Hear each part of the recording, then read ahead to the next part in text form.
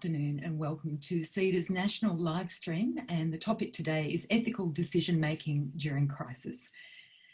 And my name is Narelle Hooper. I'm the Editor-in-Chief of Company Director magazine, which is the member magazine of the Australian Institute of Company Directors, a member of CEDA, and I'm also a non-executive director of the Ethics Centre. I need to start today with a warning. And I need to advise that if you're tuning into this live stream today, it means we are in the midst of a global pandemic, possibly COVID-19. We've warned of this late last year by the Global Preparedness Board, and we are now in some form of national lockdown. This has provided a rare opportunity for membership organisations such as CEDA to connect virtually with members such as yourselves, and that's through the power of Zoom. Don't we all love it? Or is it Teams? And I think this is going to bring, for all the experience we're going through, we're learning surprising things about our capabilities. I'll start with a welcome to country, and I'm speaking to you from Sydney, and as is CEDA's custom, I'd like to start with a very warm acknowledgement that the discussion takes place on the land of the Gadigal people of the Eora Nation. And I'd like to pay my respects to all Aboriginal people who are joining us today and across this great land. So, as I said, today's event is being live streamed because, like many organisations, CEDA has had to suspend attendance at public events. And this is a really important topic for conversation because this is an experience that we're all going through together and no one is unaffected by it. And there are various insights that will be helpful as we progress in coming months.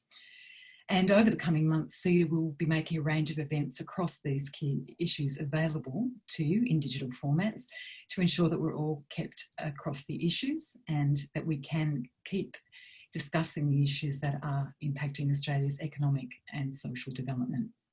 So as those details are confirmed, we'll be sharing those with you on the CEDA website, and I'd really encourage you to stay in touch regularly on that score. There'll also be regular podcasts and video interviews with leading experts, some of whom are here today, and policymakers to ensure that we remain up to date on all the information that we need to know. And again, they'll be available through the CEDA website. Now, the good news is housekeeping is not so complicated for the situation today. But I do have to warn you to please observe all safety exits in your home or wherever you're viewing this video, and take care to protect yourselves in all instances in case of an event, an untoward event. And as with CEDA public events, you will still be able to ask questions, and we'll take those through the Q&A portal, and you'll see a link on your screen. So click the link and you can add your questions for our speakers today, and these will go live into the discussion, which I'll moderate. And today I'm very delighted that we have such an expert group to discuss a key topic, which is really our decision making and the ethics that we bring to that during a time of crisis, and the decision-making frameworks that leaders, that it helps them to apply during times like this. And as the COVID-19 pandemic develops, we're going to be coming across these ethical conundrums in many shapes and forms. So we're hoping we can help today in advance with navigating some of those. Ethics already feed into the rationing of things like medical resources and supplies, restrictions on personal and civil liberties. We've seen that in terms of foreign investment, changes of guidelines and so forth. The role of the professions now is a priority around healthcare, and also the professions that disregard, those kind of people are calling them heroes, who disregard their own personal harm to treat the sick and vulnerable. And I'm very delighted to welcome Simon Longstaff AO, who's the Executive Director of the Ethics Centre, as our keynote speaker for today. And then we'll have a panel discussion with Peter Harmer, who's the Managing Director and CEO of the Insurance Australia Group, and Claire Payne, who's the EY Fellow for Trust and Ethics, Honorary Fellow at the University of Melbourne. So I'll introduce Simon briefly, and then after Simon's given us some very valuable insights. We'll come to questions and we'll take your questions as well. So please stick with us and look forward to hearing those questions. Simon is, as a fellow board member, is someone who I've long admired for his professional integrity and his philosophical depth and his great humanity. I feel like he needs no other introduction other than he is the executive director of what we've termed a 30-year-old startup, Simon, and doing good work under tough circumstances, and good ethics has never been more at need than now. Please welcome Simon Longstaff. Well, thank you, Narelle, for that very generous introduction, and hello, everybody. Thank you for the privilege from CEDA to speak to you. This is a difficult time. I think for all of us, it probably is a unique experience, at least in terms of our lifetimes as to where we are at the moment. But it's also important to remember that it's not a unique experience for humanity, and that we do have resources and quite a depth of understanding that can be drawn upon in terms of our response. And in talking about the particular challenges of decision making and focusing on leaders, and I have to admit I've been going through all of these myself, I want to make a number of fairly brief points just to set the scene. The first of those is that the issue of how we respond today has to be looked at in a much larger and longer time series. So the first thing is that there will be an end to this. And during the course of this period, many people will be driven to make decisions under what they experience as the lash of necessity. They will feel that they have no other choice but to do what they have to do. And in some cases, that will be true. In other times, they will have had choices, but they may not have actually seen them as being available to them on the particular moment where they had to make the decision. But the most important thing to understand is that at the end of it, when necessity is no longer the driver, there will be many people within an organisation, from its leadership right throughout, who are going to be feeling quite wounded by what's happened. Not necessarily because of their own experience, but there will be friends and colleagues who may have lost their jobs. They may have actually become unwell. Some of them may even have died during the course of this. They will know that there were some very difficult decisions that had to be made during the height of the crisis. And when it's all over, when it's all said and done, they will want to know why. What was the point of this organisation surviving? What was the point of the sacrifices? And it's at that moment that an organisation needs to be able to say, this is our underlying purpose. These are the values and principles that inform the decisions we made. This is why we survived. And know that when they make that claim, when they offer, if you like, the positive reason to continue after the emergency, that people don't listen to it and say, oh yeah, that's all very well and now, but that's not the way we acted. So the first clue, I think, for decision makers is you've got to make decisions today with a view to the end point from which you wish to emerge. You've got to imagine yourself beyond the crisis, restructuring, reconstituting the kind of culture that you want for the future, and make sure that the decisions that you make at that point are adequately explained in terms of your defining purpose, your values and principles. And that's the time when you need to be very explicit about it. The second thing that I think that is a very important part of decision making at this point in time is to recognise a phenomenon that we don't necessarily see to a large degree within the corporate world, although I think it's probably underdiagnosed, and that is the possibility of the risk of what's called moral injury. Now, moral injury as a phenomenon first arose really as a matter for debate within the Defence Forces, both overseas and here. It's one of the significant contributing factors to post-traumatic stress disorder. And effectively it arises when an individual finds themselves having engaged in acts which violate their own sense of right and wrong. They may have done it without realising at the time. In fact, most often people don't recognise the true ethical character of the choices they're making and the actions they're undertaking. It's only later when they wake up in a sense and say, oh my God, did I do that? How did I become that person? And the second area of potential injury is when people who are used to being certain and deploying a particular kind of expertise in moments even of high stress suddenly find themselves with the genuine ethical dilemmas that emerge in circumstances of the kind we are now facing. Now, an ethical dilemma by its very nature arises when values and principles are more or less and sometimes perfectly balanced in their requirements, where what they require is opposite. So you might be committed to a value in your organisation to do with justice, and you may also be trying to balance it against the survivability, if you like, the sustainability of your enterprise. They may seem at moments to require mutually opposite things, and they may very well be circumstances where that is true, where ethical questions are so finely balanced that they are, in principle, undecidable. And I know people who crave certainty, as is so often the case in these circumstances, find this very hard to digest. And if you're in a leadership position where everybody around you wants simple certainty and you're wrestling these genuine dilemmas, the sense of potential failure at not being able to provide it can often weigh very heavily upon an individual.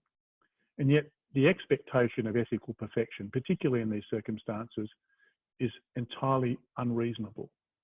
We should not expect it of ourselves, and we should not expect it of others. All we can reasonably expect when these things are so finely balanced is that people act in good faith, that they are sincere, that they don't just rationalise their self-interest, as can sometimes be the tempting thing to do, but instead that they actually try to do what is the right thing, the good thing, that is defined by their values and principles respectively, in the purpose that they serve. And that is something which we can do with our sincerity, and it also requires a certain amount of competence. So one of the things we've been trying to do at the Ethics Centre, just as a practical response to this situation, is developing a decision support service. We have something called Ethical for individuals who need, it's a free national service for people who need individual help for decision making in these situations.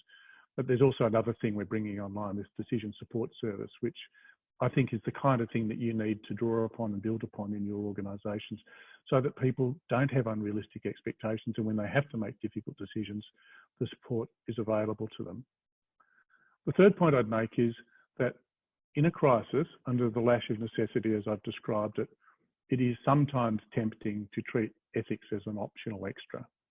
And that can give rise to two particular problems. One is that certain values that you might have otherwise held are degraded as being less significant. So there's a kind of prioritisation that takes place where some seem possible to be jettisoned. But the other thing that you have to really watch out for is the possibility for the emergence of what might be called shadow values.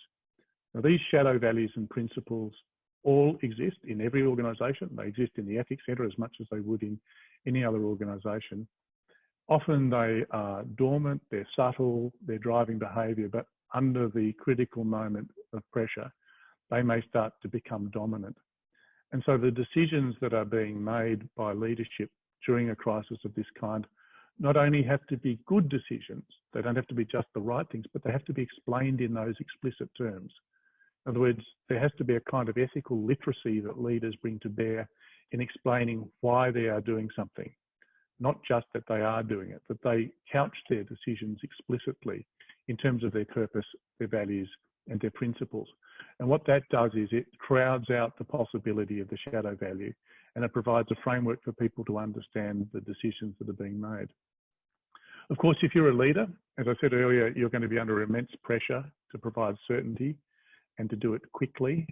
I think we all know that when you give people what they want, that is a quick and simple answer, it's often the wrong answer, and they regret having pressed you for it.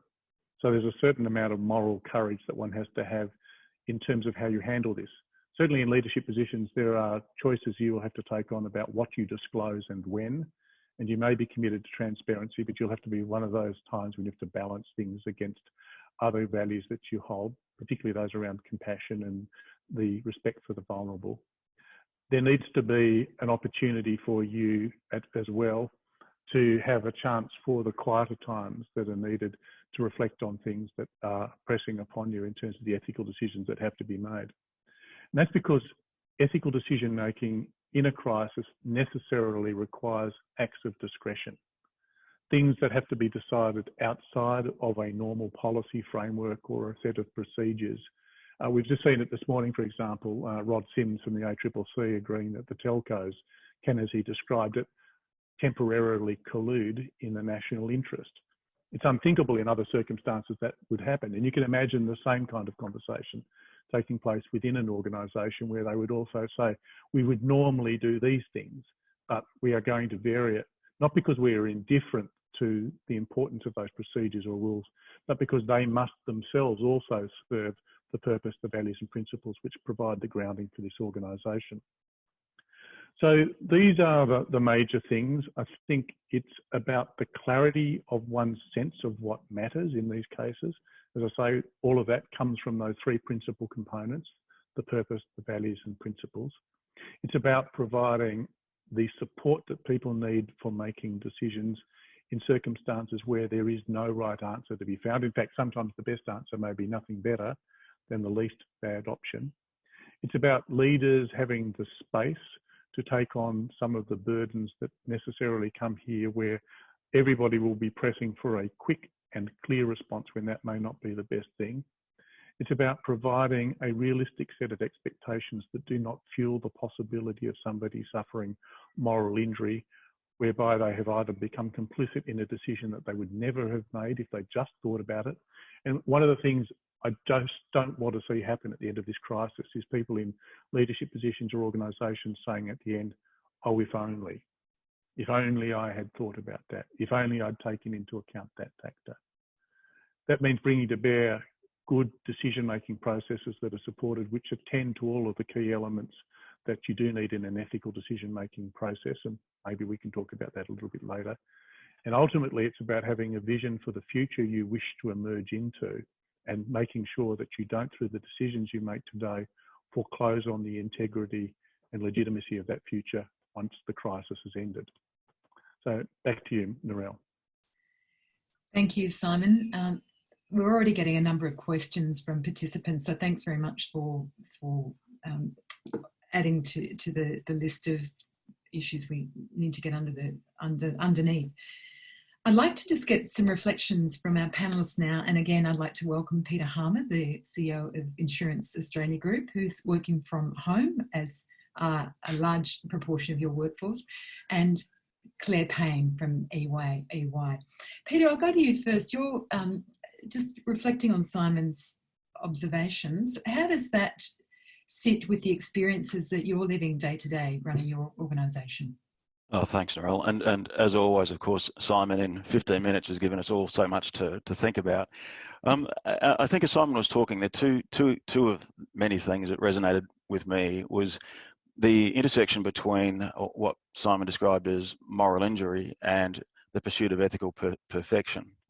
And I think if I think about many of the decisions that I've had to make and my executive team have had to make over the last number of weeks, specifically in relation to our response to COVID-19, many times those decisions are bringing into conflict the needs of our various stakeholders, employees, customers, and shareholders.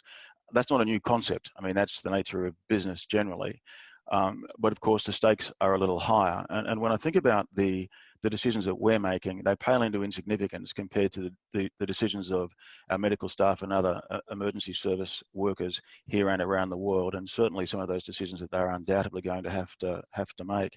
So I think having some sort of context about materiality and impact is also important, and it does help to create some sense of calm when you are facing into some very uncertain choices, and most of them are not necessarily pleasant. I think what we found, and Simon referenced the importance of purpose, values and behaviours, and Simon, through his work with us, knows that our purpose of making your world a safer place is not a marketing tagline. It speaks profoundly to who we are and what we've been doing for well in excess of 100 years now. From the board through our executive leadership team right down to our call centre operators, it's a really important part of who we are, and it frames up every decision that we make. So it's been really helpful for us as we set our priorities around how we're going to respond to the COVID-19 crisis. our first priority was around ensuring the safety and well-being of our people, our customers, and our partners. Our second was around minimising service disruption to our customers and to our partners. And the third was to protect the financial integrity of the organisation. The fourth was to focus on having a governance model that was sustainable for the duration and beyond, so that we could make well-informed and consistent decisions that were easy to communicate to all of our key stakeholders. And then the fifth was around making sure that we understand what are the opportunities for change that might emerge through changes, for example, in customer behaviour, changes in the way in which we're working now, changes in levels of trust that have to be built within the business and between our business, our customers, and our partners and our regulators. Simon referenced the ACCC. We've had our own discussions with the ACCC just recently, and it does require a very high level of trust. Right now, we're finding that framework has been incredibly helpful to us. I'm quite sure that we're going to face into some significantly more difficult decisions, but I think doing the work early in the piece has really set us up well. As you said, I think as at today, something like 13,100 of our 13,500 staff are actually working from home. Our productivity levels have gone up. We had 70% of our staff working from home on the 9th of March, and I think we hit 95% on the 16th of March. Big part of actually making our people feel safe and secure and enabling them to focus on the things that we need to do to look after our customers. Within an organisation that's had to make some big adjustments as well, and then you bring your ethical framework to bear. Would you like to share some of your reflections bouncing off Simon and Peter's comments? Yes, thank you. I think it's really interesting just to pick up on Simon's point about having your values and guiding principles. I've sort of watched with interest actually the power of having a framework for making decisions, and we've seen across the medical community the release of these decision-making frameworks that have gone very public. So we've had the surgeons in Italy, we've had the medical profession in Spain, we've had in England the same thing, where they're releasing actually the ethical framework that they're using to decide how to use the scarce resources in the incidence of what they know is going to be coming to them. So, for example, the UK is behind Italy, but those doctors have explained and updated their framework for dealing with this situation. And they do what Simon says in terms of they've got guiding principles, and then they've got how these operationalise, how they play out in terms of COVID-19. And they also, which I think is a really important point, part of ethical and good decision making, is they have non-negotiables. So, for example, wealth will not determine whether you receive treatment when you turn up to the hospital. So I think that's also an important aspect to good decision making, is thinking what don't you ever move on in the drive to kind of live out your values. And I think it's worth kind of actually looking into some of these ethical frameworks, because they're very powerful in ensuring you can make good decisions under pressure. You can make good decisions in a shorter time frame, and that your decision can be understood. So, for example, we've also had a lot of questioning around the decisions that governments are making for us. And there's been a call from the public health community for governments to explain the modelling that is behind their decisions. And the public health community have been saying that will help people trust the decision.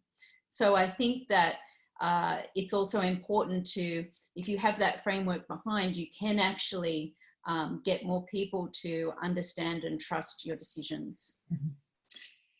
Simon, you had a response to that? What Claire's saying, but I agree with what Claire was saying, but I also just want to add one other thing. I think it's very important for organisations and their leaders not to be tempted to pick something just up off the shelf that's been useful in another context. The reason I was stressing so much the importance of the purpose, values and principles of a particular organisation is that that's what's going to give you the strength into the future. So I fully endorse what Claire was saying, but with one additional element, that whatever framework you do deploy, you plug it in with your own purpose, your own values and your own principles, as the core, and that will include then generating some of the things that Claire also rightly spoke of, the non-negotiables, the things that you would never sacrifice, things like safety that I think Peter was adverting to in his comments. I wanted myself to back up and try and put some shape around our discussion, and thinking initially we all approach this as individuals, and then we're in the collective in the organisation, and then there's the broader impact.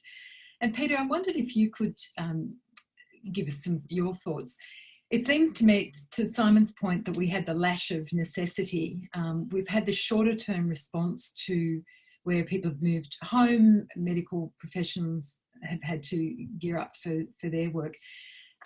This crisis is going to run some months if we're seeing shutdowns until late June. How do you approach, and so I hear from psychologists now, there's the short-term response, the medium, and then the longer term. How do we, any insights you could have about our individual capacity, and our fear and stress drives us to show behaviour which is not ordinarily the kind of values that we might think we have, the shadow values, to Simon's point? Yes, look, I think this is a really big question that is challenging us right now, and it goes to the mental health of our people. This is now the end of my 4th week of working from home, and I've even though I have worked from home periodically, a day here, a day there, full time it's entirely different. And I personally, and I've shared this story with others, and they're experiencing the same thing. There is a sense of isolation, and there is a sense of intensity that you get to break up a little bit when you've got more regular social interaction, for example, on the office floor. So many of our teams right across the organisation have introduced ways of staying connected that have nothing to do with work. Teams will have virtual drinks on a Friday afternoon. We have teams that do dance-offs on a Tuesday night. We have teams that do virtual trivia nights. And we're trying through our social media platform being Yammer, we're trying to actually share lots of these ideas and encourage more and more of these sort of groups to spring up across the organisation. I don't know what impact that's going to have. I mean, I think we're all learning as we go here, but we are acutely aware that for most people, this is a significant change in their lives, in the way they work, in the way they interact with others. And we're going to, as an organisation, we're going to need to be incredibly flexible and thoughtful in how we help people maintain this over what is going to be a long period of time. Do you have a time frame in mind that you're operating to? Well, I think at the moment, not officially. My view is that we are probably going to be in this space for at least 6 months. And I think that's not necessarily connected to the progress of the virus itself. I think what a lot of us are now starting to understand is that it's one thing to mobilize the way we have and to move to a fully distributed workforce and to change customer service models the way we have. It's a completely different thing to go back. What do we go back to? And I think Simon was making this point before. If we just go back, if we set our sights on going back to the way we were, we are going to miss some significant opportunities.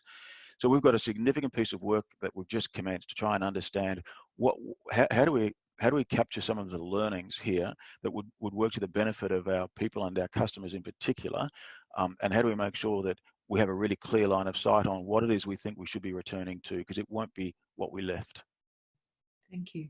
I wanted to pick up that sense of the individual, and we've seen that around people fighting in the supermarket over toilet paper and the hoarding mentality.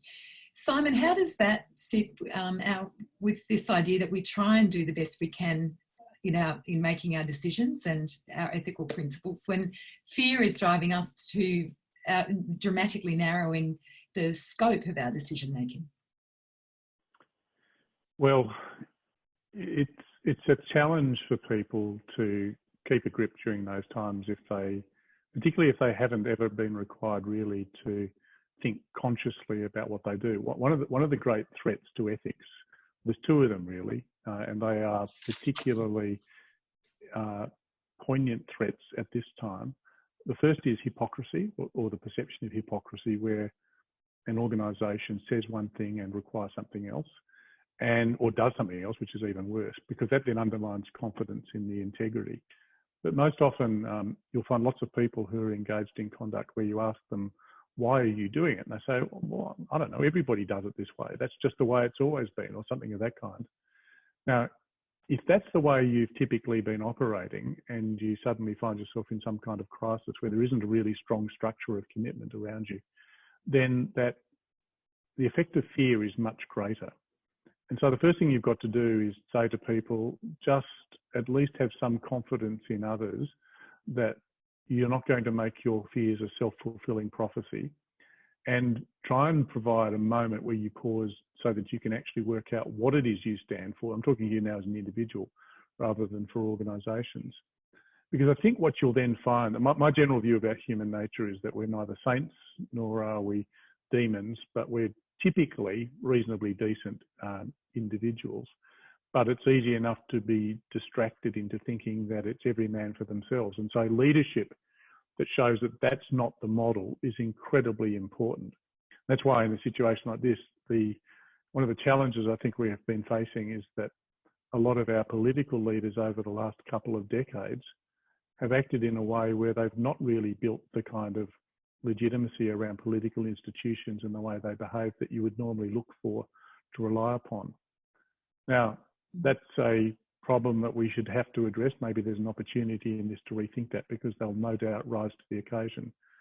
But for the ordinary person in the street, the more they see people who've got a principled position, who are holding their nerve, who can give explanations for why they're doing what they're doing, the less I think you have the example of behaviour that is of people who find themselves shocked even when they look back to see what they did.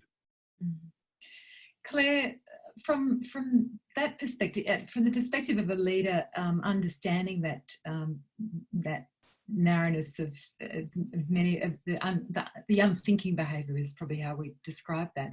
What other insights could you suggest? I mean, we're all fear for our families. You know, I fear for my stepdaughter who is in the US and they've decided now that guns are an essential service, so the shops are going to reopen. But holding a space so that we can, to pick up Simon's points on that. Yeah, I think it's interesting when you think about it at the individual level, because, well, really we're being called on as citizens to put the common interest really sort of above our own in terms of how we behave. So we stay in to keep others safe. If we have a cold or a symptom we're unsure of, we keep ourselves away, we wear a mask. And I think this is quite a shift, because often people do just sort of consider themselves, or feather their own nests or whatever it might be. There's a self-pursuit, an individual pursuit. And a lot of our society has gone down its commentary about individualism. And this actually calls us to think of a more, a common good for society. And we have to act in that constantly during this time, which I think is a bit of a shift. But I'm like Simon, and maybe even a bit more positive, in that I do believe humans are good and can be good. And in a way, this is maybe a good challenge for us to experience that. And other people experience it constantly. So, doctors that work in these kind of areas and are on call in these kind of emergencies, they understand those kind of things, and other people who put their lives at risk for other people. But I think it really does call on us as individuals to think about all our actions and then how they affect other people. So it is a bit of a shift from the self to the common interest. So from that perspective, how would you approach a group of backpackers who insist on partying at all hours, or the others I've seen pointed out are older generation people who just don't think it's an issue? What would you change about how we disciplining them to do the right thing by the collective? Well, actually, I thought it was very interesting when Jacinda Ardern announced the stricter requirements of people staying home.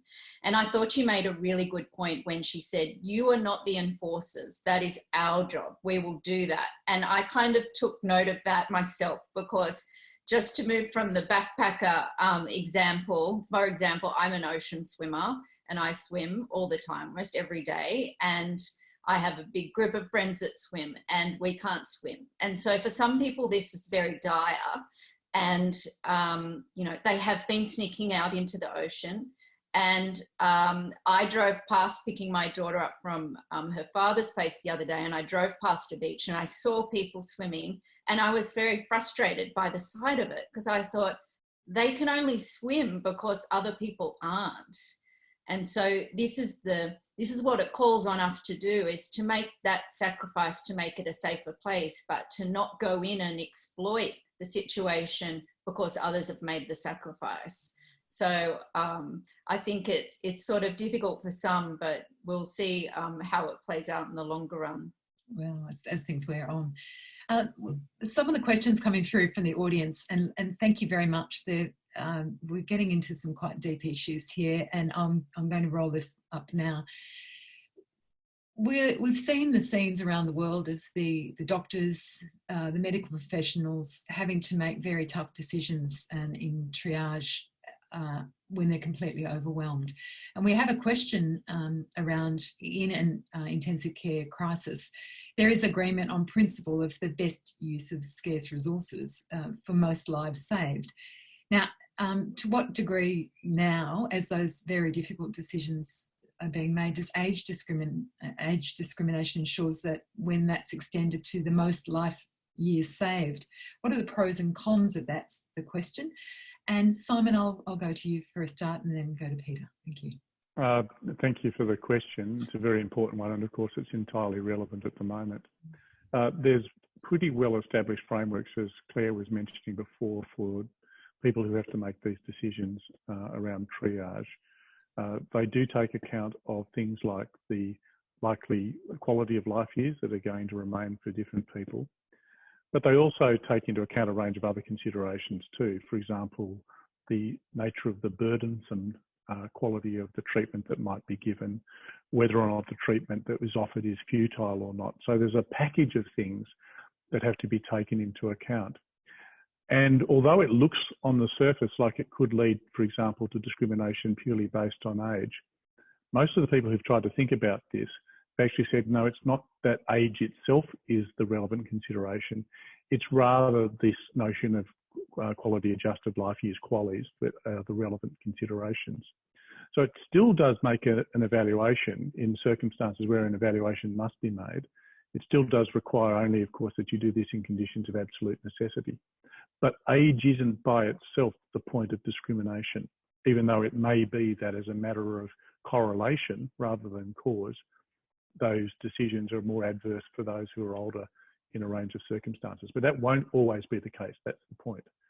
Now, having said that, of course, anybody who looks at a calculation of this kind is worried about the fact that it's just some kind of utilitarian calculus where all that matters is the greatest amount of utility, whether you think about that in pleasure, pain, life, or whatever else.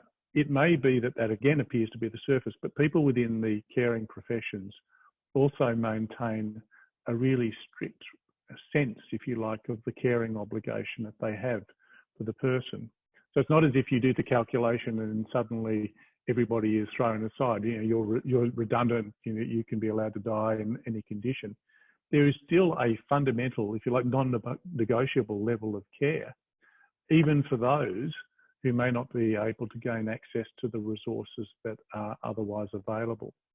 Of course, the terrible dilemmas that this gives rise to for those is what leads some people, for example, to do more than they would normally be expected to do. There will be doctors and nurses who work extraordinary hours just in order to keep the greatest amount of resources available. They will expose themselves, as I've had conversations with people like that, and I think Claire mentioned it, to levels of risk that they wouldn't normally be expected to do for the compassionate reasons that I've outlined. So I think when we look at it, we shouldn't be led to say that it's just a kind of a cold calculation.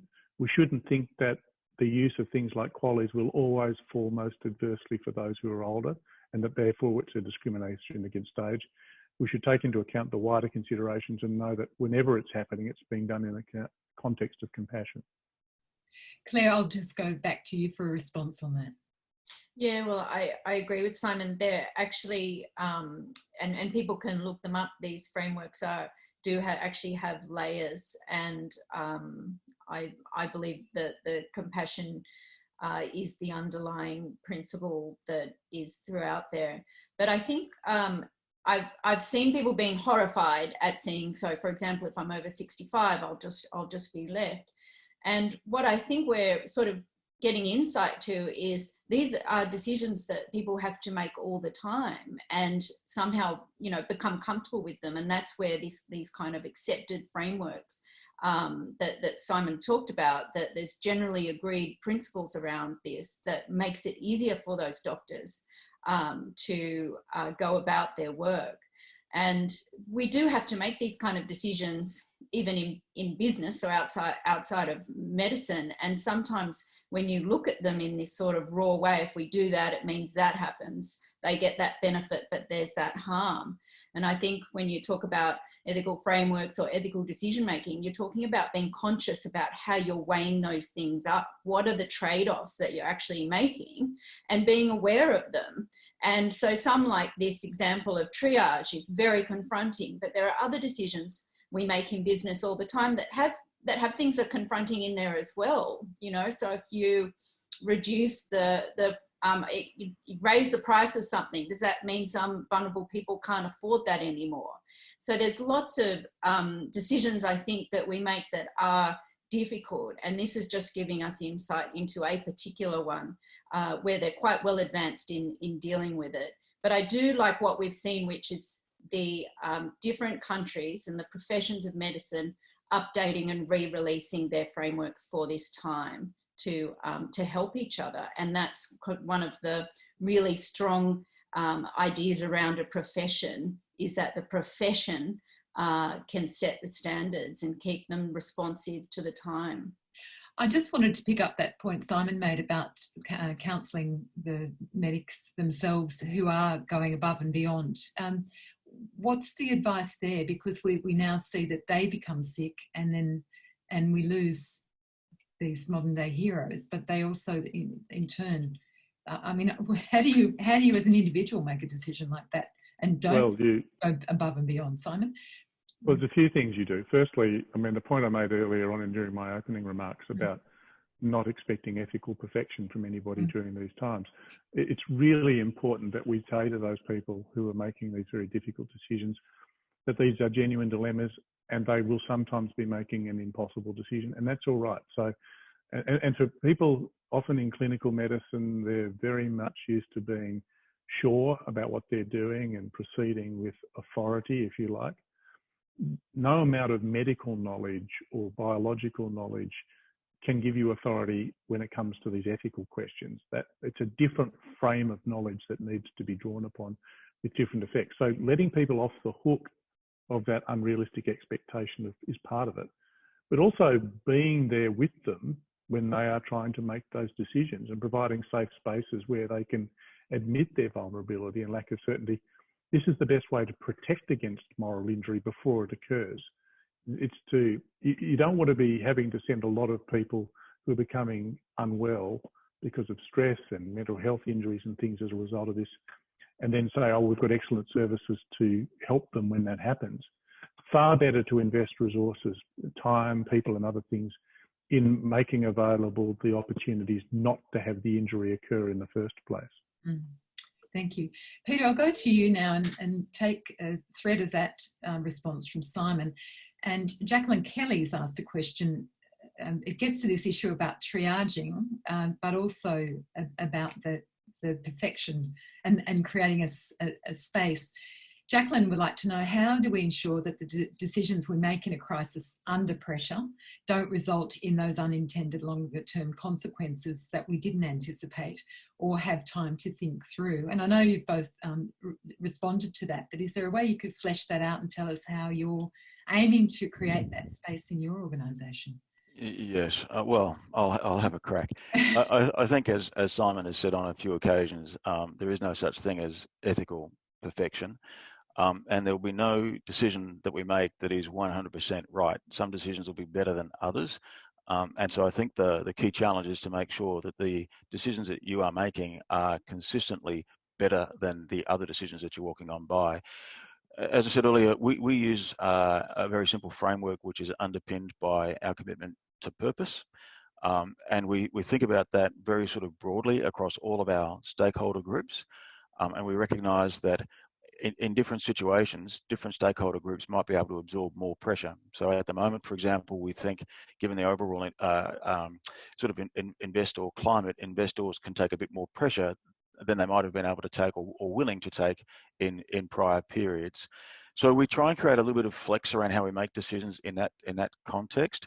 What we also do is we are incredibly transparent with the way in which we deal with these decisions. And not just as an executive team, but we try and provide as much transparency to our people as possible. My sort of experience over a number of too many years is that people have a far better chance of embracing, at least absorbing and accepting a difficult decision if they feel like they've understood the process and if they feel like they've had a voice in that process as well. And the way that you give life to that voice can be quite different depending upon what the actual issue is and where you are in the timing of a decision that has to be made. Right now, though, we run quite a number of WebEx calls each week. We range from anything from 350 at a certain leadership cohort to many thousands of people, and we are talking through the issues in real time, and we're anchoring everything back to purpose to sort of explain why we're taking certain decisions. So far, I've been very pleased with the process. I know that we will get things wrong between here and whenever this crisis abates, but I feel that at the end of it, we'll be able to put our hand on our hearts and say there was real integrity in the process. And we did see this rather remarkable, quite a historic coming together of the business community in terms of that greater good. But Peter, you mentioned before about investors and wearing some pain. Do you still have a sense? Do you have a sense yet that because for a time it was seen as a health issue to be managed, which had some financial implications and then became a financial crisis. Do you think it's very clear in people's minds now that it's a health crisis and that's contributed to a financial crisis and we need to respond differently? And do you think that's well understood across the investor community? We're in the process of conducting a series of discussions with investors right now. And I think that is the case. I mean, I can't say uniformly, but certainly I think the majority of conversations that we've had that have touched on this particular facet of what we're facing into, investors do realise this is a health issue first, which then has consequences for the economy. They don't expect us to shield them, obviously, completely from the economic ravages of the health issue and all of the other things that attach around the specific health issues. But they certainly expect us to keep them informed. Mm-hmm. Thank you.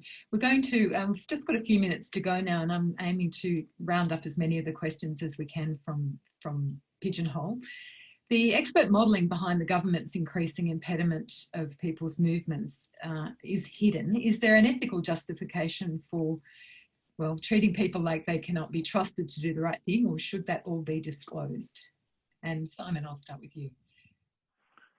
My inclination is to disclose. That's the prima facie obligation, particularly in a democracy, and particularly where everybody from the Prime Minister down and premiers have all said, this is about you as citizens taking responsibility for the way in which this unfolds. That prima facie obligation, though, is only overridden if there are objectively good reasons for non-disclosure. In other words, if the public interest would be harmed by doing so. And that does not extend to, for example, protection of political reputations or other considerations that sometimes have been taken into account. It must genuinely be in the public interest. So I think particularly in a democracy and particularly where you're putting the load of responsibility upon the people, you should take them into your confidence. My own view, and this is backed on 30 years of experience of people right across Australia, rural, regional, metropolitan, of all different types, is that the Australian population is far smarter than often is allowed for, far better able to respond to good argument and good leadership when it's offered. And I think these are circumstances where you should err on the side of doing exactly that, rather than keeping things secret merely for the sake of doing so. Thank you. We've got a question from Paul Barry, who says some argue that expressing optimism about Australia's potentially flattening the curve is irresponsible, and that may breed complacency. Should government or the experts sacrifice accuracy if this will produce desired behaviours? Claire. Gosh, that's complicated. I tend to agree with Simon in terms of I do believe that disclosure is important, and I also think that just to follow the medical community and public health community's advice that actually the more we understand why the decisions are being made about us, the more people will be able to feel like they're likely to be compliant with it. So I think there's kind of a twofold thing there that could be quite beneficial to the rest of us. Yes, and we've tackled that to a degree, but I just wanted to flesh that out. What are the key elements of decision-making frameworks when you're dealing with people's livelihoods? Peter, you've described the pillars that you use. Is that very different when it comes to dealing with decisions about people and their own financial well-being? Is that a question to me, Narelle? That is, yes. Look, I don't think it should be. You know, and I sort of go back to some of the earlier comments from both Simon and Claire. And Claire talked to sort of the rise of the individual over the last sort of number of years. And, you know, I was reflecting on the behavioural differences between what we're seeing today in some of our communities with, you know, the fights in supermarket aisles and the behaviour on beaches and what have you, versus what we saw with, for example, the 2 world wars, Great Depression, and other major crises that we faced as a country. And I wonder if part of it is, yes, this rise of the individual, but maybe in part that's been enabled by this sense of abundance that we have here in this country now, and that perhaps the behaviours that we saw historically that we would like to see again were driven out of this sense of scarcity and the fact that actually we know we are resilient, we know we will survive, we know we can go without, we know we can hunker down for the long term. And I feel maybe there's a bit of a tipping point that we're yet to reach, but I'm hopeful that we will, and we'll start to see the kind of behaviours that we'd like to see in our society. That's right. Nassim Nicholas Taleb, the risk manager and statistician, talks about the fragile globalism that we've bred over the last 30 years, and we see that now writ large in supply chains, and the fact that we had to get charities to 3D print ventilators in some places and masks. A question, this sounds a little like a Dorothy Dixer for Simon, or generally I might actually go to Peter on this. Given ethics is not mainstream in most business qualifications, how do corporate leaders develop informed ethical capability to make those decisions, and as distinct from relying on opinion? Goodness, at the risk of upsetting Simon. A man between two ethicists, to ask you. I think if you've got a really well-founded purpose, then your decisions have a much better chance of being sort of ethical in nature. I think to try and I know Simon would never suggest this, but to try and externalize ethics, to go through a decision process and then check it back against ethics is actually, I don't think it's the right answer for the long term. I think if you've got a really strong commitment to something that is noble, that is there to benefit other people, that you have the courage as a leadership team to face into the hard choices and to be really honest with yourself around how you would value each of the choices that you might be able to make, then I think you've got a pretty good chance of coming up with something that is ethically defensible. Again, with the caution that Simon has given us a few times, there is no such thing as ethical perfection. It's perfection, that's right. And I've got a supplementary question to that, which is, you've described the role of management. You referred to governance. About what's the role of the board of directors now, working with management versus management in moving through this crisis, given that now it's going to be much more long-lived? Yeah. So it's a great question, and one that I think we're still, as this evolves, we're still sort of figuring out what that actually means. But just a couple of sort of examples of what we've seen.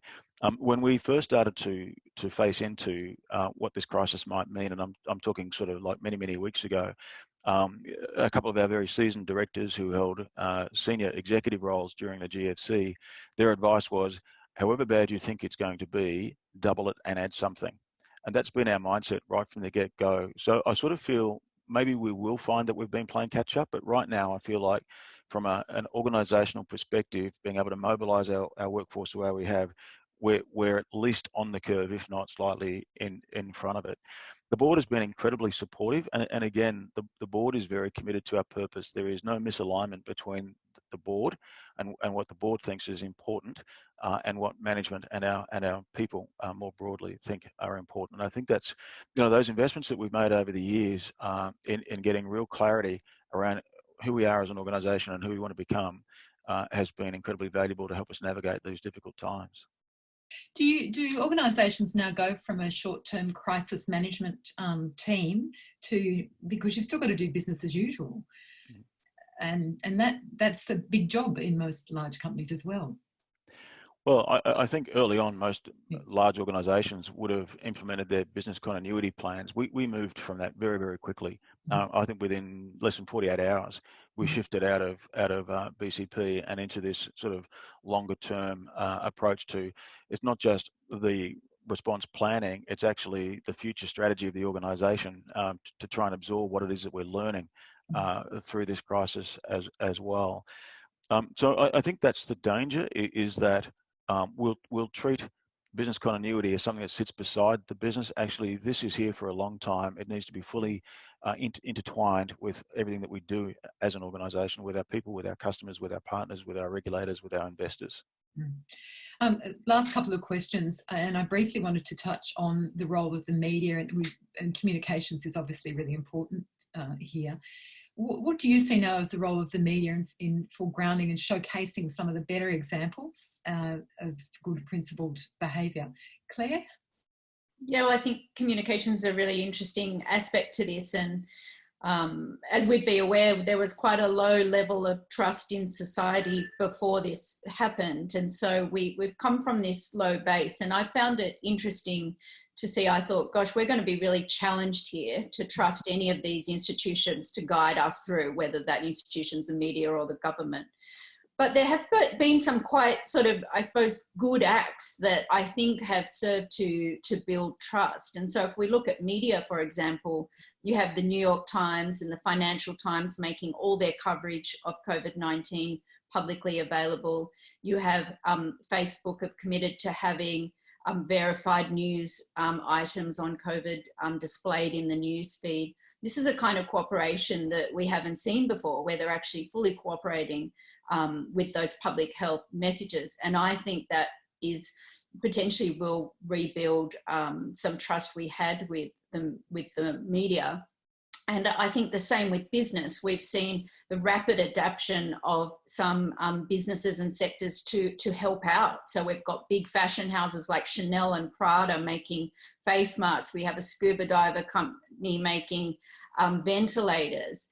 And I think this sort of shows a willingness to assist in, that SDG 17, the Sustainable Development Goal, which is global partnerships to achieve the rest of the goals. And I think we're seeing some of that, which I hope in the long run actually improves trust, and we actually see what can be done in a really positive and good way. And that will wrap up our session. You've ended on a really good note, which is the conversation that Simon picked up initially, which is start with the end in mind, and Peter likewise.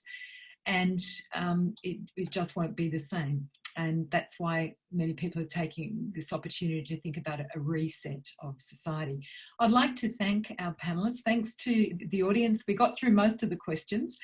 And thank you, Simon, Peter and Claire, for your time, first of all, at a really busy time, and also for your wisdom and humanity. Is that a good word to use?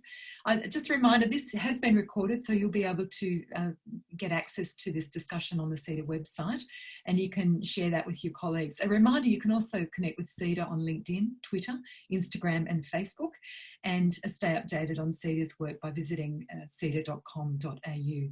Once again, thank you all, and I wish you to be safe and good decision making at this very challenging time. Have a great afternoon.